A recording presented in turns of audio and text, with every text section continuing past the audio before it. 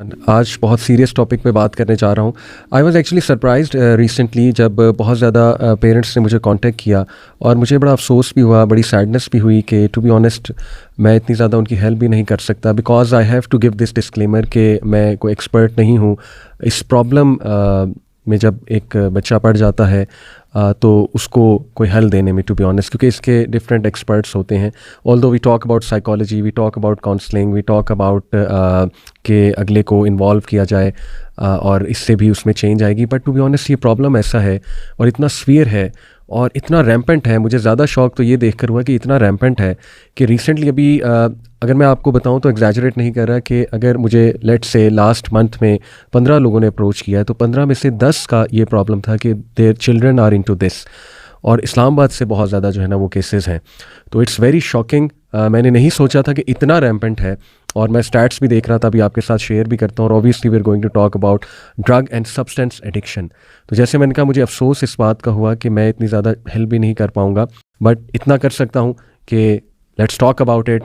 कुछ preliminary causes को discuss किया जाए, कुछ जो हमें समझ आता है सॉल्यूशंस उनको डिस्कस किया जाए और फिर ये भी बताया जाए कि एक्सपर्ट्स के पास जाया जाए। सो फॉर दैट अल्हम्दुलिल्लाह इन चीज़ों को डिस्कस करने के लिए विद मी इज़ हमास। आप देखते रहते हैं माशाल्लाह, मेरे साथ आते रहते हैं वो। सो जज़ाकल्लाह खैर ब्रो फॉर कमिंग। जैसे मैंने शुरू में बताया, मैं आपके सामने एक स्टैट्स रखता हूँ। This is by UNODC, United Nations का ये स्टैट है, नेशनल ड्रग यूज़ सर्वे इन पाकिस्तान।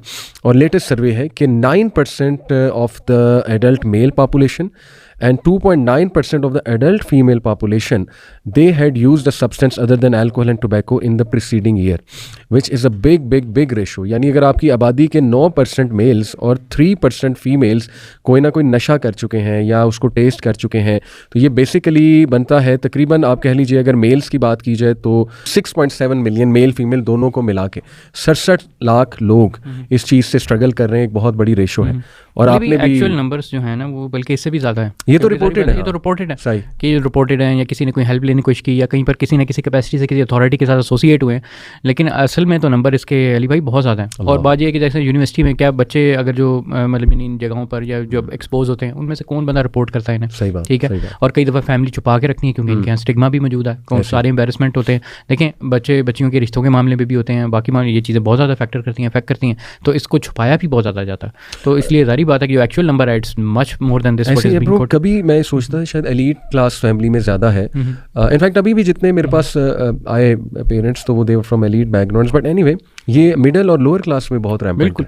और देखें, मिडिल और लोअर क्लास के अंदर ना उसकी तो एक एक्सप्लेनेशन हमें मिलती है। वो एक्सप्लेनेशन ये मिलती है कि क्या कहते हैं कि उनके यहाँ पॉवर्टी बहुत ज़्यादा है, दुख बहुत ज़्यादा है, काफ़ी ज़्यादा डिफिकल्टीज हैं, लाइफ के कोपिंग मैकेनिज्म्स नहीं है, या फिर वैसे भी क्राइम में वो पड़ जाते हैं, तो वो पूरा एक सर्कल है, उसके साथ वो एसोसिएटेड होते हैं। ये तो उनकी तो एक आप कह लें कि उनकी एक एक्सप्लेनेशन मौजूद है। एलीट की कोई इस तरह की एक्सप्लेनेशन नहीं है, मतलब यानी एटलीस्ट इस तरह की कि वो किसी उस तरह के उसमें उनके और किस्म के ट्रॉमास हो गए, उनके साइकोलॉजिकल ट्रॉमास हो सकते हैं, लेकिन ट्रॉमा ना भी हो, मैं बताऊँ, क्योंकि कई दफ़ा ना वहाँ पर जो एलीट का कल्चर होता है ना वो समटाइम्स ड्रग्स को ऑप्ट करता है रिक्रिएशनली इनिशियली, और फिर अपने सोशल गैदरिंग के साथ, और फिर आहिस्ता आहिस्ता वो ऐड करता जो है ना वो बच्चा वो कहाँ तक चला जाता है। ये बहुत अनफॉर्चुनेट है। और कुछ तो ये है कि देखिए ना, कुछ तो फैमिलीज़ में इस तरह का कल्चर भी होता है कि वो देखा देखी जो है वो कहते हैं कि अच्छा लाइट चीज़ें, वो लाइट से तो शुरू कर लेते हैं, लेकिन हर बंदे के पास वो आप कह लें कंट्रोल कैपेसिटी नहीं होती, वो हमेशा जो है वो उस तरफ चला जाता है। हमने देखा कि फॉर एग्जांपल जैसे वॉन्ट ऑन एरियाज़ है ना, वहाँ पर भी ड्रग्स काफ़ी ज़्यादा बढ़ जाते हैं, ठीक है। और वो तो जैसा ही आपने कहा पॉवर्टी वाली इन वाली जगह पर तो ये एक्सप्लेनेशन है, बट बिल्कुल जो एलीट की एक्सप्लेनेशन है एंटायरली डिफरेंट है। हमारे पास तो एक ट्रू केस स्टडी है ब्रो, बल्कि इंशाल्लाह ताला उनको मैं मदर को स्पेशल एक सेगमेंट भी रखा है इस पॉडकास्ट में, अलग से इंशाल्लाह ताला उनसे पूछूंगा।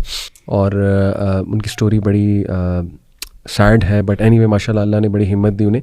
तो ऑडियंस विल नो जब मैं उनको बुलाऊंगा, इंटरव्यू भी करूंगा विद इन दिस पॉडकास्ट ही, अलग से एक सेगमेंट रखूंगा इंशाल्लाह। तो उनकी स्टोरी इन शॉर्ट ये है कि शी हैड ओनली वन सन, और उनका बेटा जो है वो जब 13-14 साल का था तो माली ने, घर के माली ने उसको जो है नशे पर डाला और उसको ये आई थिंक आइस जो है ये टेस्ट करवाई। तो वो छोटा बच्चा 13-14 साल का था, तो वो आहिस्ता आहिस्ता फिर अब यहाँ पे मैं उन्हीं से भी पूछूंगा जब उन्हें बुलाऊंगा कि मतलब बच्चा अगर अनअटेंडेड था या क्या वजह थी कि ये मामला हुआ। बट एनीवे जो भी था, तो मैं आपको बताना चाह रहा हूँ कि लोअर क्लास में ये चीज़ है, और इन दिस पर्टिकुलर केस जो माली था घर का, उसने उसे इंट्रोड्यूस करवाया था। बल्कि मैं बताऊँ सप्लाई चेन आती ही उन कनेक्शन से है, जी, ठीक है? जी मोस्टली बिल्कुल वो ये है कि देखें, इवन मैंने खुद देखा था, मैं यूनिवर्सिटी में था अपना जब मेरा एमफिल के दौरान ना, तो बाकायदा वो तो फेसबुक पेजेस तक बनाए हुए थे उन्होंने, और वो अपना नंबर भी दे रहे थे, कुछ इस तरह की चीज़ें, कुछ तो इस तरह एलीट के कनेक्शन से, लेकिन कुछ इस तरह के थे। वो जब आके देखा तो पता लगा कि ना वो सप्लायर जो है ना वो अपनी कमाई कर रहा होता, कह रहा होता कि मैं जितना अच्छा एलीट बंदा पकड़ूंगा ना उतना ज़्यादा मुझे जो है ना उसका प्रॉफिट मार्जिन मिलेगा वगैरह। बिल्कुल ऐसे। और ये यूनिवर्सिटी स्टूडेंट्स को पकड़ते हैं ऑब्वियसली, क्योंकि यूनिवर्सिटी स्टूडेंट्स आपको पता है कि वो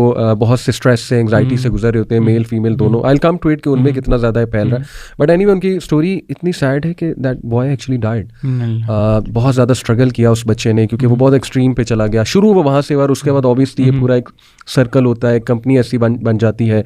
तो he died at the age of I think 19 और 20। इंशाल्लाह मैं उनको भी बुलाऊंगा। आप इमेजिन नहीं कर सकते कि जो बंदा ऐसा गुजरा हो जिसने अपना बच्चा लूज किया हो फॉर टू दिस इकलौता बेटा, हाँ जी, इकलौता बेटा, ड्रग्स को। तो माशाल्लाह आप वो बड़ा काम कर रही हैं। She found a purpose through that very sad incident. अब वो माशाल्लाह एक ऑर्गेनाइजेशन भी इनफैक्ट रन कर रही हैं, say no to drugs, I think शायद समथिंग लाइक दिस, या स्लोगन है उनका या ऑर्गेनाइजेशन का नाम है, बट एनीवे तो ये एक पर्टिकुलर केस है। तो बहरहाल कुछ कॉजेज़ अगर हम डिस्कस करें, चाहे लोअर क्लास हो, मिडिल क्लास हो, एलीट क्लास हो, एक कॉमन कॉज बहुत जो है वो ऑब्वियसली मीडिया है। मीडिया में जो रिप्रेजेंटेशन है ड्रग्स की, कोकेन की, अल्कोहल की, सब्सटेंस की, स्पेशली उसमें जो रैप और हिप हॉप है, बिल्कुल उसमें पास्ट में हमने भी थोड़ा बहुत सुना देखा, जब जे ढेर जहालत के डेज थे, तो आपने भी देखा होगा कि वो चेन्स पहनना और फिर वो क्लबिंग और पबिंग का कल्चर, और फिर मुंह में सिगरेट, और वो नशे वाला सिगरेट होता है ऑब्वियसली, हशीश और चरस होती है। लेकिन जितने भी ये टॉप 10 चार्ट्स के हैं अभी भी और पहले भी जब ये चल रहे थे, उसके अंदर इस चीज़ की एक किस्म की ग्लोरिफिकेशन है, और उसके साथ ग्लोरिफिकेशन